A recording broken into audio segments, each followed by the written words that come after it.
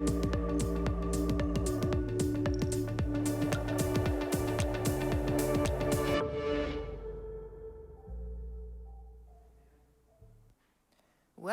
to this high-level meeting on strengthened cooperation for education and research in the Barents region under the Norwegian Chairmanship. Together with our co-hosts in Helsinki, Umeå and Tromsø, we are very proud to present a great list of speakers representing many sectors. Since our last meeting, a new government is in place in Norway. It is a pleasure for me to introduce Norway's new Minister of Foreign Affairs, Chair of the Barents Euro-Arctic Council, Anniken Huitfeldt. Please, Foreign Minister, over to you. Excellencies, ladies and gentlemen, friends of the Barents region. This meeting is my first as Norway's Foreign Minister, and my first in the capacity as a new chair of the Barents Council. I can think of no better start. Today's topic, knowledge, is a high priority focus area under the Norwegian chairmanship of the Council. Of course, the quest to find and share knowledge has always characterized the Barents region. This morning, I want to highlight two individuals representing that thirst for knowledge. Mikhail Lomonosov from Arkhangelsk, one of the founding fathers of Russian science, and the Norwegian explorer and scientist Fridtjof Nansen. In different periods of time, they both looked to the north, and they both traveled in the region we now call Barents to seek deeper knowledge.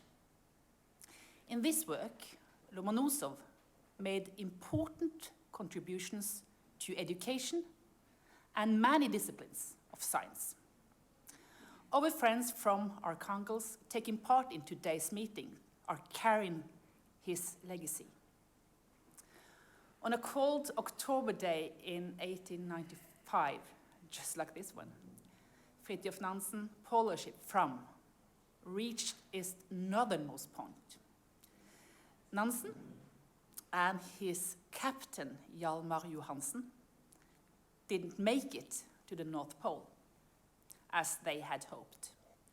But the expedition penetrated further north than anyone had previously, and returned a year later with a treasure of knowledge. Both Lomonosov and Nansen were pioneers who are also worked internationally.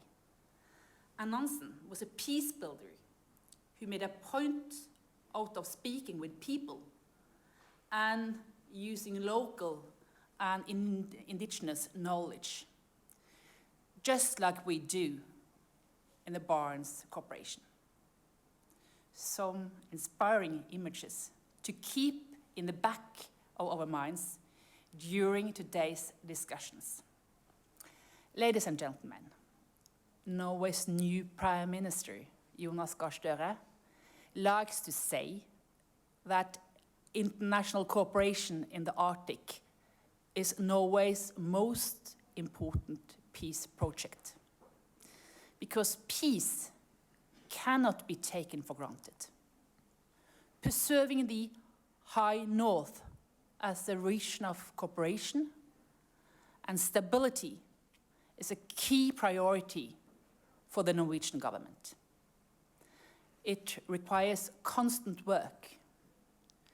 Strengthening cross-border cooperation on education and research in the Barents region is an example of precisely the type of political work that is required.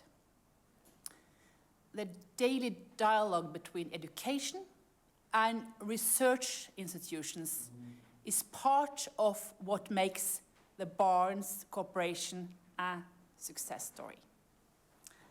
I would like to make two key points. First, The North is rich both in natural and human resources. The new Norwegian government will focus on creating growth in the northern societies. Climate change must be fought, placing the North at the heart of the green transition. Through cooperation with you, our neighbors, we can make it happen. The Barents member state must continue to share knowledge and experiences in order to find common solutions. We have a strong foundation to build on. Cross-border friendship and collaboration have been built in the Barents region over more than 30 years. This has given rise to wealth of wisdom and experience. The Barents region has strong universities and networks of experts. They have worked together for decades, from Troms to Rovaniemi, Arkhangelsk, Kautokeino, and Umeå. My second point, the Barents region is not an isolated wilderness covered in snow and ice. The region is home for dynamic, vibrant societies where people live, work, and raise their children. It's the home to modern and robust communities with infrastructure, businesses, schools, football fields, concert halls, and hospitals.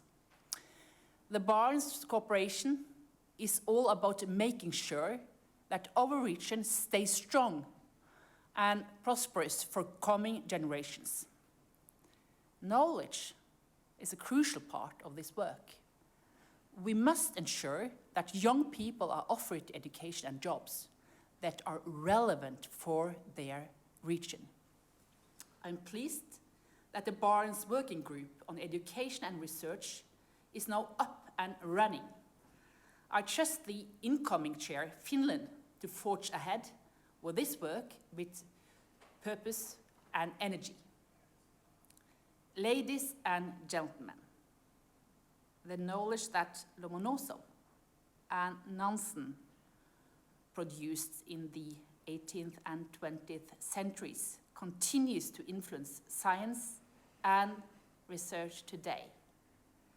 I'm confident that the investments we make in strengthening cooperation of research and education in our region are worthwhile, and hope they will produce just as lasting impacts. I look forward to our discussion. I'm certain that our insightful speakers will offer advice that the council members can bring to the ministerial meeting in Tromsø this week. Thank you. Thank you very much, Foreign Minister Huitfeldt. Dear friends, we are happy to co-host this meeting in cooperation with incoming chair of the Barents Euro-Arctic Council, Finland. As Foreign Minister Huitfeldt said, Finland will now be chairing the working group on education. Minister for Science and Culture of Finland, Mr. Antti Kurvinen, we are very glad to have you with us. Please, over to you. Dear participants of the webinar, it's a pleasure to be here in this Barents context, and at first I would like to congratulate new Norwegian minister and all the best for the new government and to the new ministership. To me, this is also first time in Barents context since I've been almost 5 months Minister of Science and Culture in Finland. So I'm quite old, but first time in Barents context. As a minister responsible of higher education and science, I'm very glad that we have this opportunity today to focus on academic cooperation in our Barents region. I have to tell about myself that even though I'm representing in the Finnish parliament, western part of Finland, I've myself studied in the Barents area because my alma mater is University of Lapland. So it was nice to hear the thoughts of from Norway about how important it is to develop science and higher education in Barents area. I know it myself. The corona pandemic has highlighted the importance of science and research-based knowledge for the resilience and future of our societies. At this point, I would like to congratulate Norway on the successful conduct of its chairmanship over the past 2 years. I'm not sure could we imagine more difficult circumstances to hold chairmanship than this pandemic time. It has had a particularly strong impact on people-to-people contacts and people-to-people cooperation. So I think this webinar is a very good occasion to discuss how to continue education and research cooperation in our area and region, and how to intensify it after the pandemic times. Ladies and gentlemen, in the coming years, international cooperation is expected to be influenced by the economic recovery following the pandemic crisis, continued preparation for new pandemics, and the urgency of actions required by climate change and sustainable development. Knowledge, science, and research create a basis on which we can build and implement our common goal of a socially, ecologically, culturally, and economically sustainable Barents region. The role of universities and other higher education institutions as producers of new knowledge and cutting-edge research is crucial in the forthcoming future. Cooperation in the framework of Barents Euro-Arctic Council has a unique role to play. As we can see in this event, the cooperation brings together actors from both national and regional level of government, as well as from education research institutes. The cross-border cooperation in Barents region is also very practical. It arises from local and regional needs. Cooperation in Barents also brings a regional perspective to the broader Arctic cooperation. It is good that we have different cooperation forums. In light of current and future challenges, we need more collaboration, not less collaboration. As the incoming chair of the Barents Euro-Arctic Council, Finland will emphasize the role of young people. Young people have an important stake in the economy of the future and the environment of the future. The opportunities and the participation of young people is therefore vital. Sustainable development must be the guiding principle in all policies and activities. I believe there are a number of areas related to sustainable development which offer opportunities for wider cooperation also in education and research. We hope to bring together people who are studying, conducting research, and working in different fields to promote solutions to the sustainable development challenges in our region. Therefore, opportunities of networking and mobility must be enhanced, whether they are face-to-face, digital, or something blended. It goes without saying that in promoting people-to-people cooperation, regions have vital role to play. Dear friends, I want to conclude by thanking for organizing this very important event. Hopefully, we can continue this dialogue also in the future. I wish you all a very interesting and fruitful webinar. Let us keep in mind that Barents region is rich in resources and opportunities for sustainable growth and maybe especially in human capital. Cooperation helps us to make the most of the opportunities. Thank you. Thank you, Minister Kurvinen, for your remarks, and thank you, Finnish friends, for the close cooperation and support to our chairmanship. It is good to see the incoming chair so committed and active.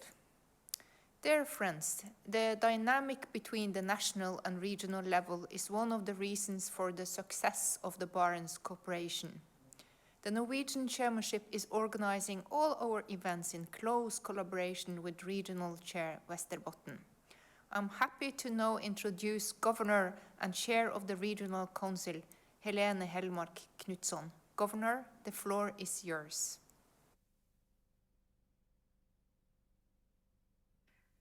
Thank you very much, ministers and friends of the Barents region.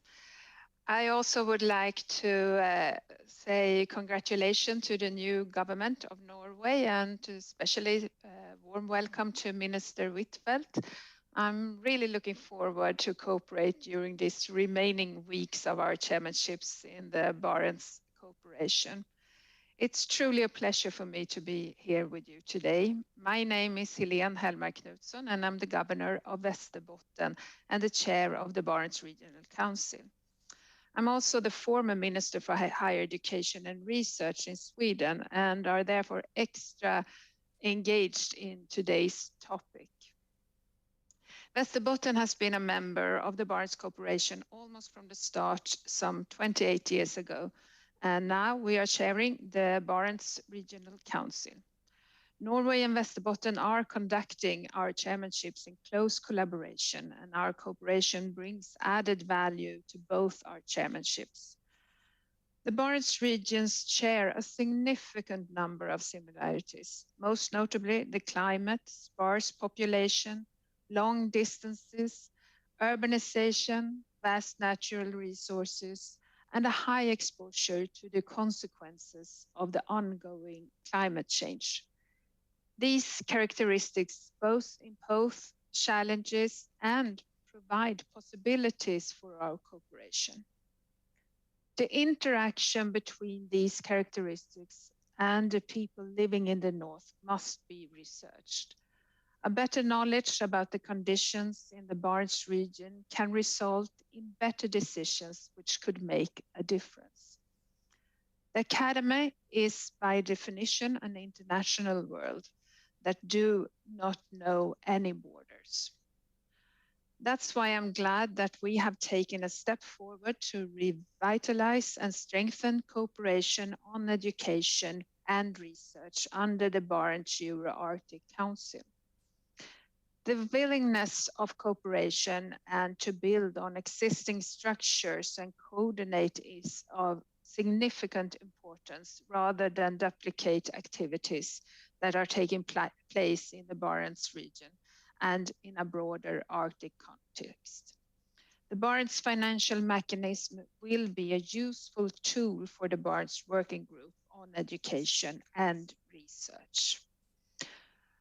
Among all interesting and high-ranked speakers in today's sessions, we have Professor Peter Sköld from Umeå University, located here in my region. He has a long time knowledge about cooperation among the academy in the north. Both the University of the Arctic, which is a circumpolar, and the Arctic 5, which is 5 universities cooperating in the Barents region. You will hear more about this in his speech. Today's meeting on cross-border approach for strengthened education and research in the Barents region will hopefully result in a deeper cooperation among the academic institutes in our regions. I'm really looking forward to today's discussion and wish you all the best. Thank you. Thank you, Governor Hellmark Knutsson. Dear friends, in order to secure a good program, we have collaborated with the experts on education in the Barents region. We are very happy to have a close cooperation with the University of Tromsø, the Arctic University of Norway. It is a pleasure for me to introduce Rector Dag Rune Olsen. Please, Rector, we look forward to your remarks.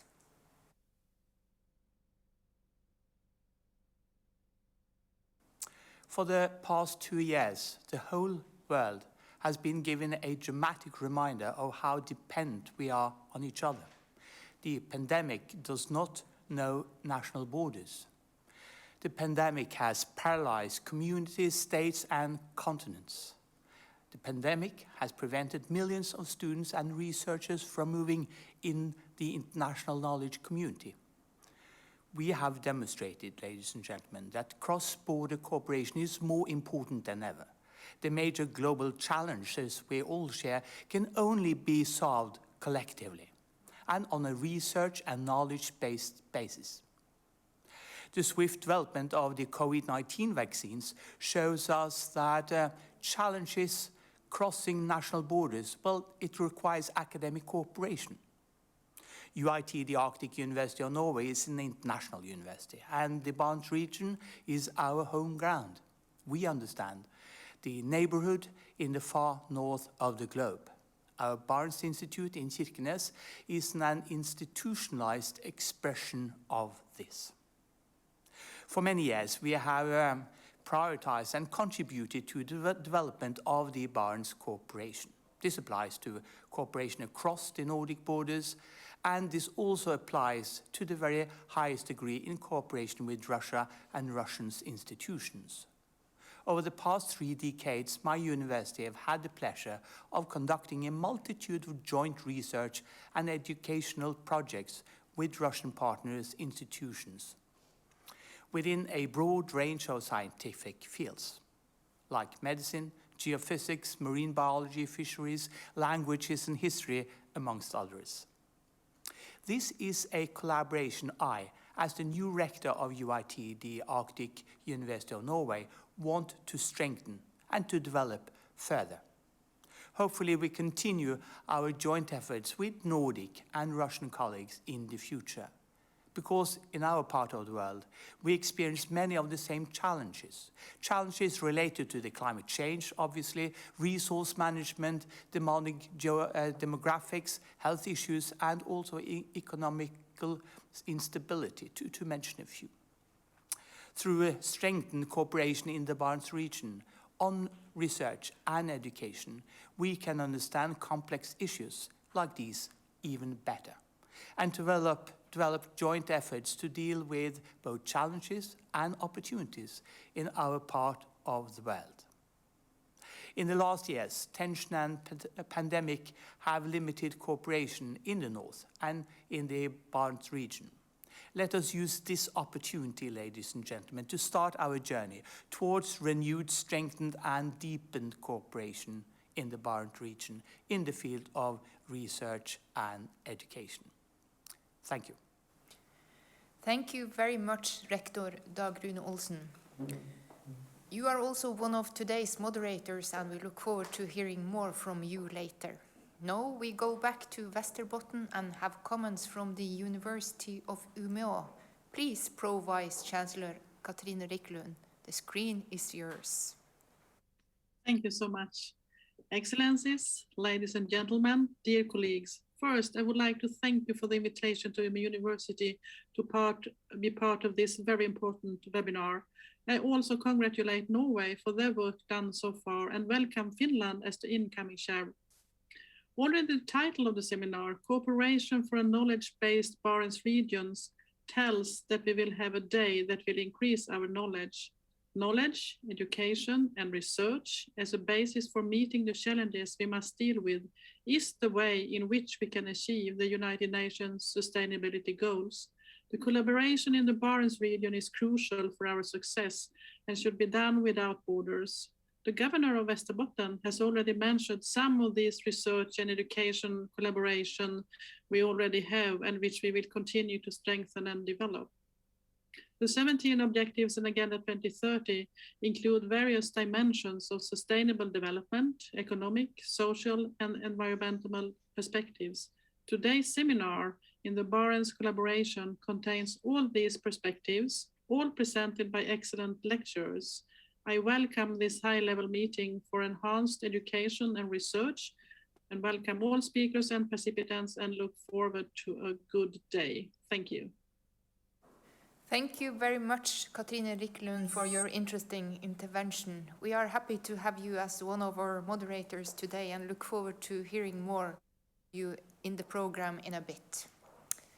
We have now heard the welcoming remarks and will move to the speakers under the headline Knowledge for a Strong and Resilient Barents Region. It is a pleasure for me to first welcome the Ministry of Education and Research in Norway. Please, Anneline Wold, Director General, Department for Higher Education, Research and International Affairs of the Ministry. Over to you. Thank you. Dear Ministers, ladies and gentlemen, thank you for the opportunity to speak to you today. The Minister for Research and Higher Education, Mr. Ola Borten Moe, has asked me to greet you all on his behalf and accept his sincere apologies for not being able to be here with you. Due to his very recent appointment, he had to prioritize other commitments this morning. Barents cooperation is of great importance to Norway. It has been a cornerstone of regional cooperation in the north for almost 30 years. The Barents region is on the edge of Europe, but at the center of important economic, environmental, and educational questions for our countries. These three pillars are closely connected. More and better knowledge and innovation is crucial for a more sustainable and prosperous region. Norway higher education institutions should continue to contribute to the international debate on Arctic issues based on facts and analysis. Swedish, Finnish, and Russian institutions are important partners in this endeavor. We thrive when we exchange information and share best practices. And mobility among students and researchers is a prerequisite for further developing education and research. Together, we can create innovation.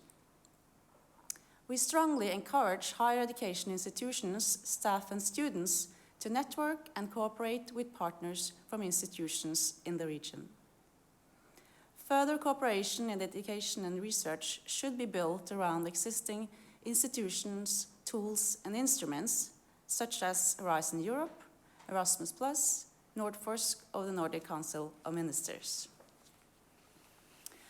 Northern coastal states like Norway see the urgent need to take a rapid action on marine pollution, overfishing, climate change, and habitat loss.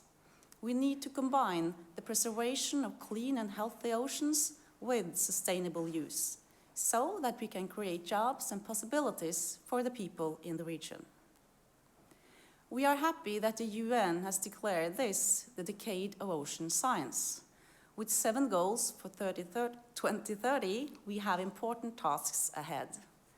Our countries each have the necessary expertise. For the Barents region, Norwegian competence in the Arctic marine and maritime sector is highly relevant. An example is the Norwegian experience in promoting clean maritime coastal transport.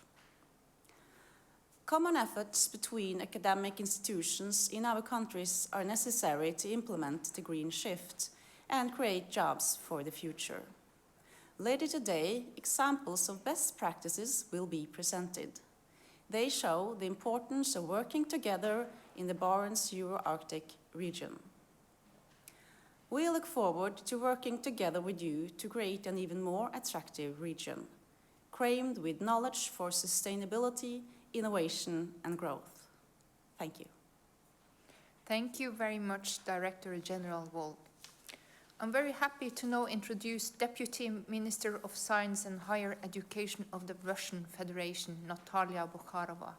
Deputy Minister, welcome. We look forward to hearing your remarks.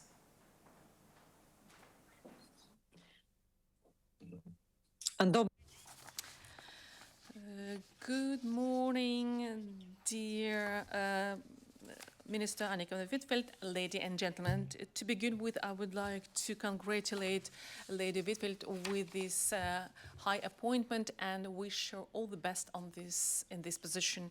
On behalf of the Minister of Science and Higher Education of the Russian Federation, let me greet all the participants of our meeting and also express gratitude to to colleagues of the Norwegian side for preparing of this meeting.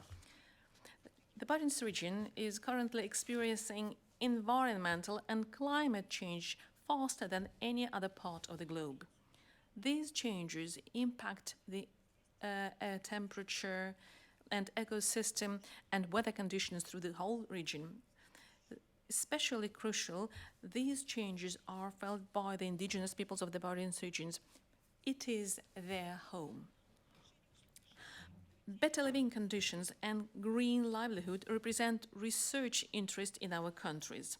In particular, in 2021, following a competitive selection process with the Nordic countries like Great Britain, Ireland, Denmark, Iceland, Norway, Finland, and Sweden, 26 projects were supported by the Russian Ministry of Education and Science under the state program Scientific and Technological Development of the Russian Federation. Joint research topics cover a wide range of issues, including ecology, nature management, Arctic research, information technology, development of new materials. In order to monitor the climate situation pursuing the goals of the Paris Climate Agreement, Russia conducts scientific research on marine vessels. This year, we have started the construction of 2 new research vessels for an unlimited navigation area. In addition, we are building carbon polygons to monitor the carbon balance, also in the seas and oceans. We are actively working on new technologies for capturing, transporting, processing, and storing carbon. At the same time, the Russian Federation is interested in cooperation on the transformation of energy from fossil fuels towards renewable energy sources, as well as decarbonization of the economy. As the largest Arctic power, Russia gives particular importance to the development of the Arctic scientific and technological potential in the Arctic. Under the current chairmanship in the Arctic Council in 2021-23, the Ministry of Education and Science of Russia implements an action plan on human capital, international scientific and technical activities, and making the Arctic region an attractive workplace for young people. Furthermore, within the framework of the Year of Science and Technology in Russia in 2021, the Ministry of Education and Science launched the project of the International Arctic Station Snezhinka. This unique Arctic site is a research and education platform based on hydrogen energy combined with the renewable energy sources like wind and sun. The created facility has also its social significance. The station will contribute to the development of the area inhabited by the indigenous people and make services available for small-numbered people of the north. By other words, sustainable socio-economic development, climate protection, and comfortable living conditions in the north will remain a priority for our interaction in northern latitudes. An important aspect is a high level of knowledge and professional skills as a basis for the development of the Barents or Euro-Arctic region. We recommend I would like to emphasize that this meeting is consisted by a number of very recognized institutions. Also, our Arctic University, based in Arkhangelsk, the homeland of the Russian scientist Lomonosov, mentioned by Huitfeldt, and I will appreciate this respect for the northern territories and its history. And in this respect, we believe we have to strengthen our work in 3 directions. First, building up academic and youth exchange. Second, attraction of highly qualified specialists. And third, creation of international research projects. In conclusion, I would like to emphasize that Russia is always open for constructive interaction on the basis of equality and mutual respect.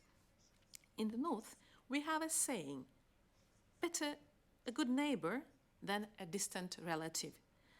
And I would suggest that we would follow this principle in our joint work. So I will look forward to the meaningful joint projects and new initiatives. And all the best with your work and stay healthy. Thank you for your attention. Thank you very much, Deputy Minister Bocharova. You are right that the Barents-Eurasian cooperation is indeed about being good neighbors. We are very glad to see a strong dedication from Russian institutions in our common efforts.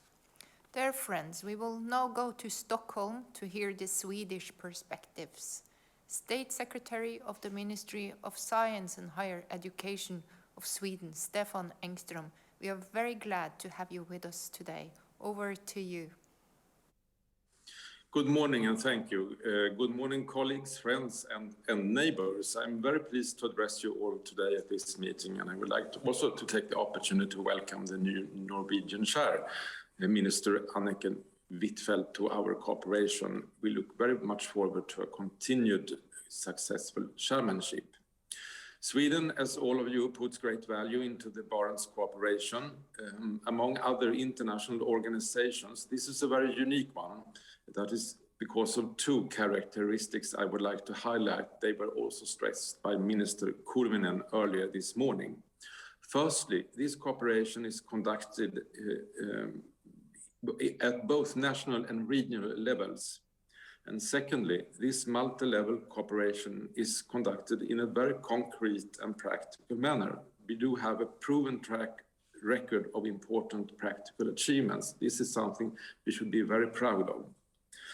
It is also important to acknowledge that people in our different countries face many similar or common challenges. The dominant one is the climate change, or I would prefer to say the climate crisis. This is even more present in the Barents region than in other places on the planet. These changes will have severe effect on ecosystems, societies, and communities in our region. These changes will also have severe effects for the living conditions for the whole population. Since indigenous people's culture and traditional livelihood depends on access to land and water areas, protection and sustainable use of these areas therefore need to be guaranteed. For the young population in the region to stay and flourish, they need belief in the future, and that is in a very concrete manner opportunities to study, find work and housing. So what do we politicians need to focus on then? Among other factors, the key to take on these challenges is education and research. Research is the backbone for the building of a sustainable society and creating new jobs. And I would like to add the importance of international cooperation. The results of the forthcoming climate summit in Glasgow will be a milestone as we enter a critical decade of climate action. In this context, the work within the Barents Euro-Arctic Council is one piece of the puzzle for meeting the climate crisis, not only in the Barents region, but in the whole world. The Swedish government has recently increased strategic investments in research and innovation on climate and on the environment.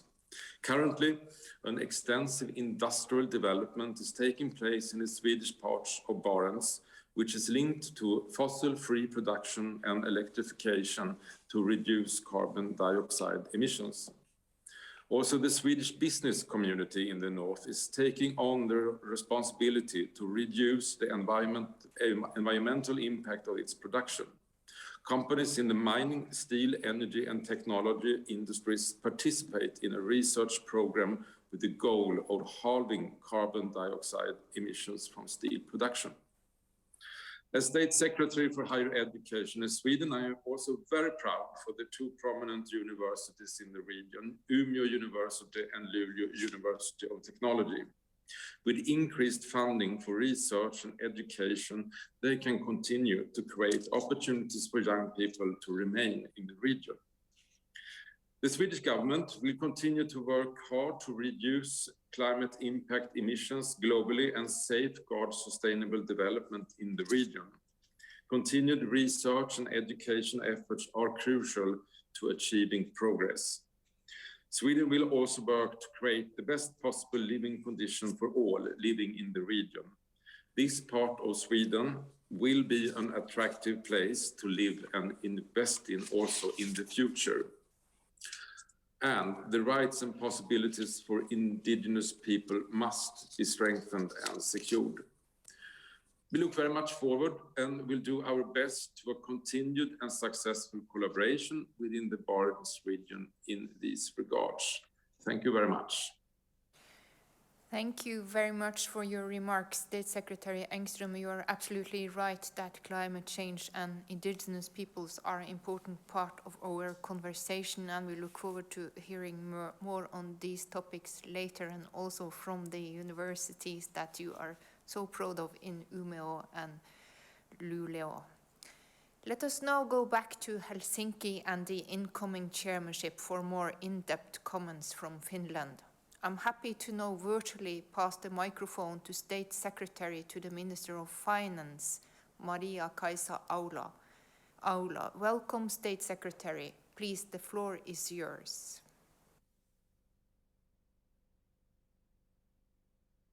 Unmute your microphone, we cannot hear you.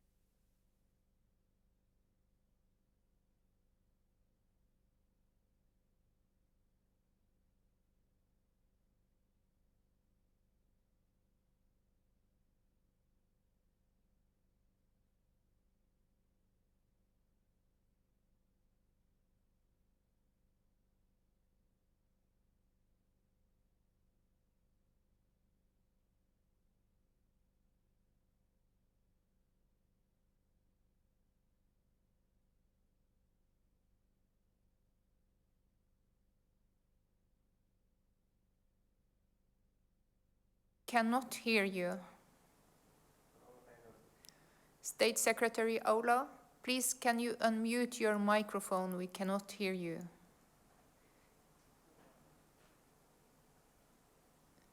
I try again. Is this working?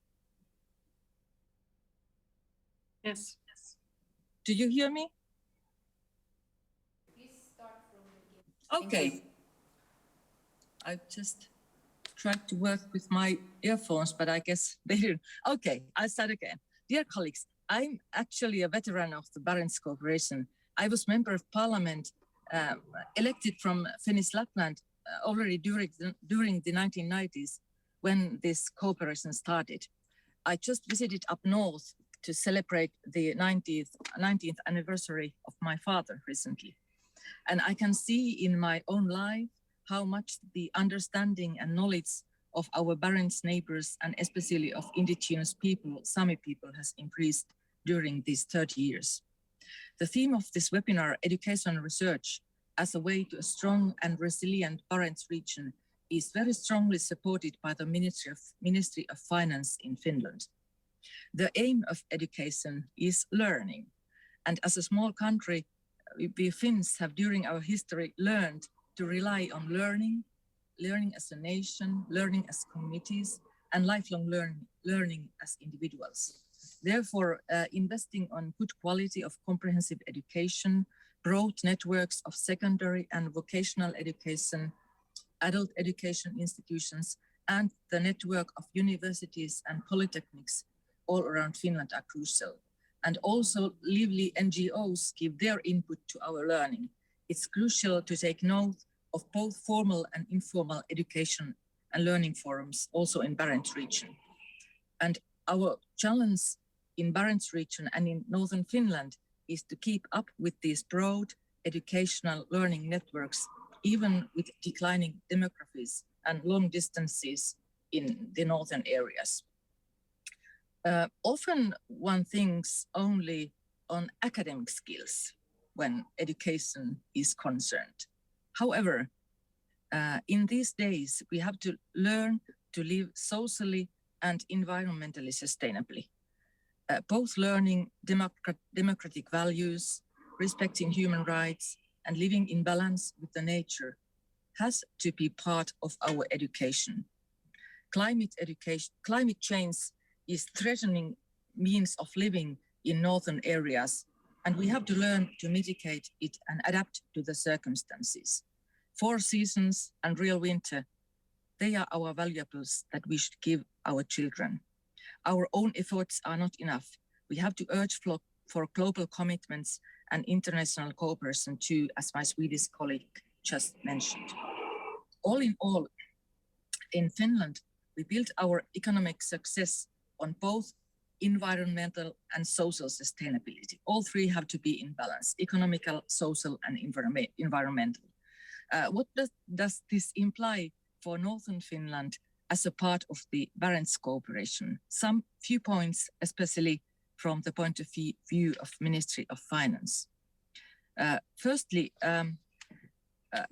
in Finland, we strive for economic growth, a strong, long-lasting, but at the same time, sustainable economic growth. In order to boost growth in the whole country, we have to invest on research and development and innovations.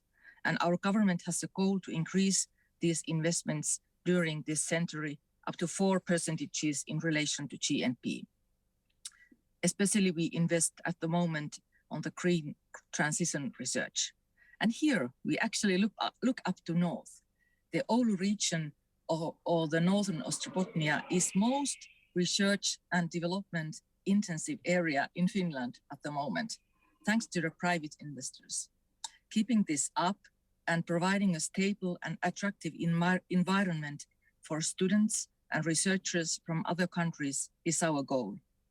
In Finland, we are just reforming the immigration procedures in order to speed up the possibilities of international students to enter Finland, including northern universities and polytechnics. Secondly, for the growth, we need investments. But the production and businesses have to be both environmentally and socially sustainable. There are several major investments on the go up north, both in Finland and in Sweden too. This is very promising. These include forestry and pulp, mining of battery minerals, greening of steel industries, and wind power investments. Of course, these will help to mitigate the climate change. Northern areas are rich, but the richness has to be utilized wisely. These big investments should proceed in good interaction with local people and rely on sustainable land use and sustainable use of renewable natural resources and utilizing circulation economy. Also, interests of indigenous people have to be taken into attention. Thirdly, the COVID pandemic has hit very hard tourist businesses in Lapland. Domestic people have found Lapland again, but it is to be seen how the international demand will develop. Our government wants to help tourism field to a new upside by investing on research and development too. University of Lapland is a major actor in networking the research on the field of future tourism. Tourism also has to live up with both nature and local people, including Sami people and their culture. Fourthly, during the COVID pandemic, we in Finland have learned distance working. We actually escaped from offices to work in our homes. And in the future, the office work will more and more be independent of a certain place. We have more freedom to choose where we want to live. You can live up north and work globally. This phenomena of distance working and also distance learning in universities and adult education, it's a big possibility to the northern area and the Barents area as a whole. We are investing on these infrastructures in Finland. We are building more broadband connections, especially to the countryside. This is partly supported by the European Union Recovery and Resilience Plan. Also, universities in Finland will form a digital network in future. Fifthly, the digitalization provides new possibilities for the provision of public services for people living up north. This goes especially to social and health, where the region of Lapland has been a forerunner in Finland. We are in Finland just implementing a major social and health reform where the regions will take responsibility of social and health services instead of individual municipalities. This will also provide more possibilities to research and development on northern needs and also needs of Sami people. Last but not least, the demography is our big challenge. People are aging and new generations are smaller and smaller. We have lack of workforce already now in Finland. And in order to tackle this, we have to provide good conditions for young people to build families, and we have to be sure that no one is left behind. And we will need also more labor immigration, also in northern areas. We have to be able to learn with people from different backgrounds and helps them to acculturate to learn our democratic values and human rights. All in all, Finnish chairmanship in the Barents Cooperation is prioritizing young people. In Finland, we have a principle that every child and young people should have a possibility to become whatever she or he wants to and develop to his or her full potential. If young people have good experiences at school and if their concerns are taken into attention, they will be more eager to lead their lives up north. Child and youth friendliness could also be a competitive advantage for northern regions in the future. And that also needs knowledge. And at least the population in Finland is aging rapidly, and many professionals up north will retire soon during the next 10 years. So we need our young people to be attached in the north and be willing to work up north. And the northern area should be attractive to young people to study, to start businesses, to build their families and their future. And if we want Barents region to be strong and resilient, it has to be international. It has to do more cross-border cooperation.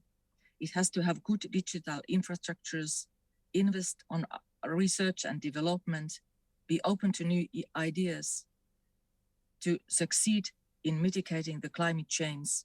And also, last and not least, the adults in the Barents region should be interested in learning from the young people too. Thank you. Thank you very much for your attendance and an interesting intervention. You pointed out many interesting points, and we always need veterans of the Barents cooperation who have knowledge and experience, and of course the young are very important, as you pointed out. Thank you again, State Secretary Aula. Dear friends, as we know, there is no real Barents event without the regions. We are very pleased to also be joined by the County Council Chair of Troms and Finnmark. Welcome, Bjørn, Inge. We look forward to hearing your remarks. Thank you. You hear me? Welcome. Yes.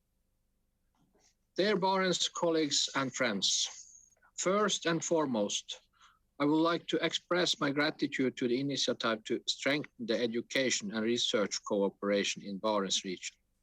Education and research are essential to social development. We live in an exciting and unique region with plenty of opportunities.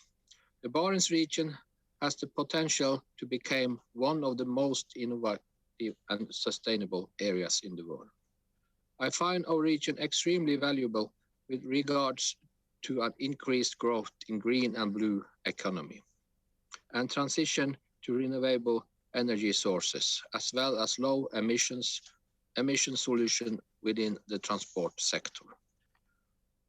However, demography change is one of the main challenges in the region, for today and in years to come. We are currently experiencing the aging and declining population, where young people are concerning rate decide to leave and live their lives elsewhere. Population decline must be reversed. To meet this challenge, we need to listen to the youth and take their voice and views into account. They are our future. Today's youth need to find this region as attractive as we do. How can we attract young people to stay and obtain their education in the region? We need to work together to raise education levels in the high north. Relevant skills and competence combined with local knowledge of opportunities are keys to developing the region. The essential to facilitate and develop educational skills across our region. It is important to raise the youth's capacity and competence in the region, as well as further strengthen the dialogue across borders. We have to take advantage and utilize the cross-border potential of education and research. Closer international throughout the entire educational process will benefit the labor market in the region. I believe that cooperation in the fields of education and research leads to interaction and a common understanding of what is needed in the labor market. Further, I believe that a coordinated set of regulations and certifications will increase the flexibility and mobility of pupils, students, researchers, and apprentices in the Barents region. It is our responsibility to facilitate such development. More flexibility and mobility inside the Barents region can motivate youth to stay in the north and not to move to south. Let me highlight the Norwegian-Russian school in Murmansk as a living example of how sound cooperation between the West and Russia is not only achievable but also fruitful and effective. Barents cooperation is based upon people-to-people initiatives, and this kind of educational opportunity should also be given to students from the whole Barents region. For instance, a Barents school, Nordic Russian school, built on the example of the Norwegian-Russian school. The next generation asks for opportunities to get educated in the region. They want an active local society. We need joint efforts and initiatives to give our youth a true chance to stay. They're all. I'm a strong supporter of the Barents cooperation. The next meeting of the Barents Regional Council will be held the 25th of October in Tromsø, back to back with the Barents Ministerial, where we also can discuss a wide range of Barents issues. These meetings are going to be our first physical ones since February 2020. I'm really looking forward to seeing everybody in Tromsø. Thank you. Thank you very much, Council Chair Bjørn Inge. Let's now move our conversation to Karelia. Governor Markus Hirvonen, we are very pleased to have you with us. Over to you. Thank you. Dear ministers, ladies and gentlemen, I'm very pleased to see that a great deal of speeches have been given on this occasion. We are pleased to hear experiences and views of studying and cross-border cooperation. Young people and their choices depend on the future of both North Karelia and the entire Barents region. Do the young people feel that their lives are so rich and their study opportunities are so varied that they will live and study in these northernmost regions? North Karelia is a strong educational and research country. Our internationally renowned teaching and research institutes include the University of Eastern Finland, University of Applied Sciences Karelia, the Natural Resource Institute Finland, and the European Forest Institute EFI. Related to the number of inhabitants, Joensuu has the highest number of school children and students living in Finland, around 25% of the population. This is the intellectual capital on which the well-being of the province can be built. We are ready to cooperate more closely with other Barents regions to develop education and research. Public sector agencies, businesses and the other organizations can also support young people's studies and opportunities to find employment in our common Barents region. One practical way is to offer students internships that are part of their studies. An internships during the studies is the excellent opportunity for students to apply theoretical competencies in practice, develop skills, refine career plans, and create contacts with potential future employers. We are currently hiring a university trainee from our University of Eastern Finland to support us in our cooperation with Russia and Barents. We must also encourage students to boldly go to various students' exchange programs or to complete internship abroad. Universities and educational institutions in the Barents region offer good opportunities for this. Even a short study or internship abroad will open up the worldwide, improve language skills and create new friendships. Ladies and gentlemen, I wish you all new thought-provoking seminar on educational and research. Greetings from North Karelia. Thank you. Thank you very much for your interesting remarks, Governor Hirvonen. Dear friends, it is very important to have the indigenous perspective when we discuss knowledge in the Barents region. This has been pointed out by several of the previous speakers. I will now pass the virtual microphone to the working group on indigenous peoples.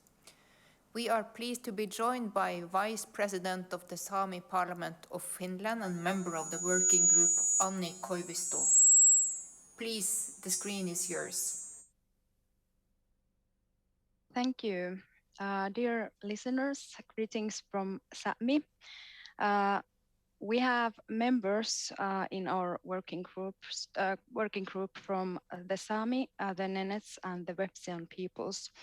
And I will now shortly speak about the meaning of traditional indigenous knowledge and the needs for the whole region to support that. The indigenous knowledge is something that is passed down from generation to generation. In Northern Sami language, we use the term arpetieto, and it includes both traditional knowledge and traditional skills. In my speech, I will use the term indigenous knowledge to cover it all. Indigenous knowledge has a great importance for the preservation and development of our cultures. By preserving indigenous knowledge, we ensure that we will have, for example, the traditional livelihoods, music, and languages in the future as well. Losing indigenous knowledge means losing important elements of our cultures. The pressure from the majority cultures is in any case very hard, and for example, the education systems have been built from others' perspective. So of course, we are really worried that some parts of indigenous knowledge will be slowly lost. That's why we should have a common will to support ways for indigenous peoples to have the opportunity to learn traditional knowledge as a part of educational path and to bring our culture as a part of education. It means, for example, funding and supporting projects that aim to make schools indigenous, bring our knowledge into teaching, or to introduce teaching methods that are based on our culture. This could mean, for example, making it possible to have our elderly in our classrooms. Of course, the indigenous knowledge will always be learned outside the classrooms, but we need actions to support that and also common understanding of its importance. Indigenous knowledge isn't important only to indigenous peoples, but also to this whole region. For example, when making decisions, it should always be based on as much information as possible. And that means that besides the research information, we also need indigenous knowledge. Common to indigenous peoples is that we have lived in a strong connection to land and nature. Therefore, indigenous peoples have knowledge about what has happened and is right now happening in the nature. That information could be used, for example, in the actions against climate change. Indigenous knowledge is also important to formal research projects. For example, we should have more ways to bring research data and indigenous knowledge together and to support each other. Of course, when indigenous knowledge is used outside our communities, we all need to understand and also accept that not all of our knowledge is intended for outsiders. Indigenous peoples must have the right to decide about which parts and how it is shared and used. This also needs trust between peoples. Finally, I want to emphasize that I believe our region will be stronger and also more inclusive when respecting indigenous traditional knowledge. Thank you. Thank you very much, Anni Koivisto, and thank you to the Working Group on Indigenous Peoples for the close cooperation. You are absolutely right that Indigenous peoples' knowledge is crucial for the Barents region in the future. Dear friends, we were now supposed to have Daria Mahotina, the chair of the Barents Regional Youth Council, with us. Unfortunately, Daria has had to cancel last minute due to technical trouble, but we all look forward to the Youth Summit on the 26th of October in Tromsø, where we will hear the voices of the youth loud and clear, also on education. Dear friends, I will now pass on the moderator chair to Pro-Vice Chancellor of Umeå University, Katrine Riklund. Katrine, please, over to you. Thank you so much. Dear all, dear listener, during the first part of today's meeting, we have repeatedly heard that collaboration and cooperation is crucial for our development in the Barents region. In this session, in which we will hear about why do we need cooperation on education and research, we will hear examples on best practices in the important cooperation, and this will be given by Svein Tore Jacobsen, board member in Arctic Skills, Education and People-to-People Cooperation in the Barents region, and the principal of Kirkenes, Øystein Hansen. Their presentation will be followed by a presentation by 4 students from different universities in different countries, and they will present their projects on the topic on how we cooperate and work together. The students are Fredrik Juso, County Administrative Board of Västerbotten, a former student at University in Tromsø, the Arctic University of Norway, and the University of Saskatchewan in Canada. The second student is Patricia Aida Linau, student also at the University in Tromsø, the Arctic University of Norway. And then we will hear Kaisa Pakkari, student at Lapland University of Applied Sciences in Finland. And the fourth student is Ivan Morgan, student at Murmansk Arctic State University in Russia. And we really look forward when they will share their projects briefly with us. But we start with Svein Tore Jacobsen and Øystein Hansen. The floor or the screen is yours, please.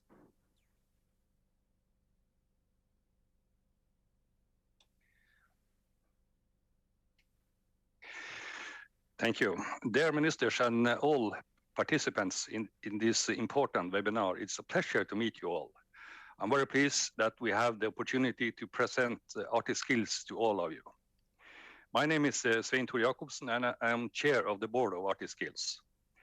Arctic Skills is a project we started for 5 years ago. I also work as a special advisor for the Education Authority in Troms and Finnmark County. The board represents the region of Murmansk in Russia, Lappi in Finland, the northernmost part of Sweden, and Finnmark in Norway. The board is represented by board members from all regions. So what is Arctic Skills? First of all, people-to-people cooperation in 4 neighboring countries. Arctic Skills is an important meeting place for students, school leaders, business, culture, different networks, etc. The Arctic Skills Tournament is a competition in 17 different vocational skills in upper secondary school and colleges. The competition is conducted once a year. Øystein Hansen, principal of Kirkenes Upper Secondary School, who is leading the project Arctic Skills, will say something about the competitions later in the presentation. We held the first Arctic Skills competition in Kirkenes in 2016. Each year, between 1,000 and 1,500 students compete in different regional competitions. And the winner in the regions participate in Arctic Skills final. Between 5,000 and 7,500 students have participated in Arctic Skills tournaments in all participating regions from 2016 to 2021. Arctic Skills is an arena for educators, business, and politicians. And we conducted 6 or 7 meetings in the board each year. In connecting with all Arctic Skills competition, we arrange kickoff between business, public sector, and different organizations from our partner regions in all Arctic Skills tournaments. A short, brief story. The first meeting was held in Vasatoki, Inari in Finland. And we spent 2 years planning the Arctic Skills as concept. The first competition, as I said for a few minutes ago, was held in Kirkenes in Finnmark in Norway. And the board is inspired by the idea of vocational competitions, not only for the sake of competition, but also for the positive impact it can have on teaching methods. I should like to say that the board has high competence in the field of administration and schools. We are inspired by the idea of cross-border cooperation, people working with people, especially between students from our schools and colleges. Between the competitions of Arctic Skills, the board is working in close connection with the local organizer of Arctic Skills. The board and our consultants work very hard to give our students a good experience in Arctic Skills and to contribute to the best vocational education we can give them. Many of our former participants are now skilled workers with high qualification, working in private or public sectors. The member of the board also work closely with their own authorities in many respects. Another important job for the board is to apply for finances. Without the contributions from the Norwegian Barents Secretariat, the Arctic CBC program, the North Calet Council, and the partners' own shares, nothing of this would have happened. We have received approximately 1 million euros to operate Arctic Skills until spring 2023. And the kind contributions from many enterprises and sponsors is very important for the Arctic Skills tournament. The final in Arctic Skills competition circulates between the partners in Russia, Finland, Sweden, and Norway. Then I leave the word to the principal at Kirkenes Upper Secondary School, Øystein Hansen. Hello, my name is Øystein Hansen, and I would like to say thank you for the invitation to this event. Education and cooperation in education is important, and we are very glad to get the opportunity to present Arctic Skills in this webinar. From the start in 2014 until today, Arctic Skills has grown. In the beginning, the participating countries were Norway, Russia, and Finland, with only a few participating schools in each country, in a limited area in each region. Since then, the number of schools involved in each country has grown significantly, and today the school comes from larger regions in each participating country. We are also pleased that we have included Sweden in the family of Arctic Skills, so that students and schools in their region can contribute and benefit in the competitions of Arctic Skills. Arctic Skills has evolved in terms of the number of subjects competed in addition, with several subjects in each competition since the first final in 2016. We are pleased to be able to arrange competitions in most subjects offered across countries today, and we still evaluate new subjects for the competition. When we evaluate and develop new subject for Arctic skills, the subjects first participates as a so-called demonstration subject before this subject is taken in the Arctic skills official competitions. In Arctic skills, we also collaborate with World Skills so that the competitions in Arctic skills are in line with the guidelines for the World Skills. The most important people in Arctic skills are the students who participate. In addition, we depend on dedicated teachers who make the corps of the experts of Arctic skills. They meet each other several times throughout the year and develop their competitions further. We have experts in all subjects represented and experts from each participating country. They create assignments for the competitions and evaluate the students' work in the competitions, together with representatives from companies, public and private sector. In 2022, the final in Arctic skills will take place in Murmansk in Russia, and we all look forward to meeting each other again after digital competitions in 2021 due to the corona situation. Thank you. Thank you so much. That was really, really interesting. And thank you for sharing your experience with the Arctic skills. It looks so nice, and you really activate a lot of people. It's known that cooperation and research also increase impact. So therefore spreading of the practices are of great importance. We will now continue with the stories from 4 different universities. First, I give the screen to Fredrik Juuso, please. Oh, thank you. Yes, my name is Fredrik Juuso, and I'm currently working as an official in reindeer herding issues at County Administrative Board in Västerbotten, Sweden. I'm a former student of the GENI program, and I will mention something about first, why do we need cooperation in education and research at high level with a northern focus? And second, how the GENI program fits into the challenges that exist in these regions. GENI stands for Governance and Entrepreneurship in Northern and Indigenous Areas, and is a joint master program offered by University of Saskatchewan in Canada and the Arctic University of Norway. The program is designed to teach students to take a leadership role in supporting Northern and Indigenous communities through the topics of governance and economic development.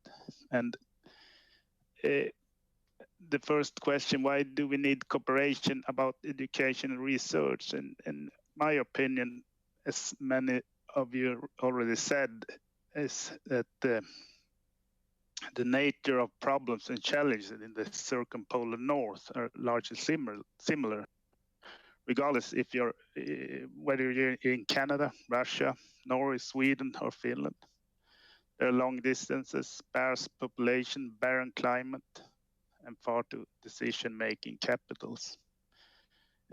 Furthermore, this region is, of course, also affected by the dominant forces in the world: demography, need for resources, climate change, and globalization. And for this reason, I think it's important to create joint education that discuss these issues and that relate to influential global forces, and in an East-West perspective with a local and regional know-how, as much as a North-South perspective. And how do the GENI program cog in the wheel to these challenges? Well, in my opinion, I think the most valuable aspect of the program is the possibility to compare relationships between different regions of the Arctic and link this to problems and theories of social science. The program provides a comprehensive picture of governance issues and in the remote Arctic areas, and I must say it has broadened my understanding from a comparative view between authorities, local communities, and indigenous peoples, not only from a governance perspective, but also from an economic and legal perspective. The Uni program is offered by UIT and USASC and has given me new knowledge, but also solid ground to stand on my profession in the Arctic region. Thank you. Thank you so much, Fredrik, for sharing your thoughts and experiences. I think we have to continue directly with the next speaker, Patricia Aida Linau. The screen is yours, please. Great. Hi, everybody. Good day. It's a pleasure to be here, and thank you for this invitation. I started with the Bridge program as a student in our entrepreneurship and innovation class. Therefore, I can say that my CBC Bridge experience is one of the highlights of my bachelor program. Not only because I met students from different universities, but also I was able to expand my network of knowledge. I met different commissioners and I was captivated to learn about their passion to create and innovate their products and services. The Bridge program has opened my eyes to a different world of tourism, marketing, technology development, service innovation, customer development, and creativity, which has inspired me to write my bachelor thesis. The cross-border cooperation is not only for businesses to get inspired by fresh ideas from students in promoting social and economic development, but the cross-border cooperation has also helped student ambassadors to be exposed to these emerging businesses. I can say that this program is beneficial to both parties and should continue to be part of the students' scholastic life. In the spring of 2021, I was invited to become a co-coach on the Bridge program. I joined the team's group work and I was inspired by their creativity and fresh ideas. It wasn't all roses and sunshine. We encountered bumps on the way like creative blocks. And as a co-coach, one of our tasks is to encourage the students to think outside the box and take risks on their ideas. Ultimately, they took the risk and created a marketing plan for their client. I think the biggest takeaway from my experience is that the future of a business is not only about its flourishing economy, but placing importance and value in human connection and cooperation. The Bridge program opened doors to small and medium-sized businesses within the Barents Arctic region. This program also illustrates the importance of Nordic and Russian teaching environment, which led to sharing of experiences, knowledge, learning fresh and innovative ideas together with the student ambassadors. The objective of the CBC Bridge program is to support youth employment and build economic growth, and both are like considered cherry on the top. However, the heart of this program is co-creation. This program has brought people together with different ethnicity and culture, with one great goal in mind, which is to share, to learn, and create knowledge and relationships. Thank you. Thank you, Patricia, for sharing your experience from your educational program with cross-border activities. Now it's time for the next speaker, and I welcome Patricia Kaisa Pakari. The screen is yours. Thank you, and thank you for this opportunity to share my experience about Bridge project that took place in northern Norway in Vardø. As a student who is seeking possibilities in and outside of everyday studies, this Finnish-Norwegian-Russian Bridge collaboration place in Vardø gave that to me. I praise cooperation in all the time. It's amazing how much there is to learn from others, other cultures to embrace. And working in teams is a strong way to build self-confidence, but also taught to myself how team members all have important part in it. The CBC had a good way of building teams and guiding each team member to find its mission. Setting meetings and working with commissioners made project real. I realized how one idea sees the daylight and makes a difference in a community as well. Small idea travels to higher decision making. Always when I step out from a familiar surrounding, my mind also starts working differently, in a good way. I feel succeeded when returning back home. So I hope projects like Co-Arctic CBC can continue in the future inside Barents region. It keeps up with the healthy team working. So thank you and have a good day, everyone. Thank you so much, Kaisa, for sharing your experiences with us. I have to tell you that the last student, Ivan Morgan, has not yet connected to the meeting. I don't know if there are technical problems. Hello, I'm here. Oh, now you're here. Then I'm very happy to see that you're here, and I give the screen to you, Ivan Morgan, as the last student speaker. Please. Thank you. Hello, everyone. First of all, I would like to give my thanks to the Ministry of Foreign Affairs of Norway for the opportunity to speak. I'm really glad to talk about my exchange experience, and I hope you will enjoy it.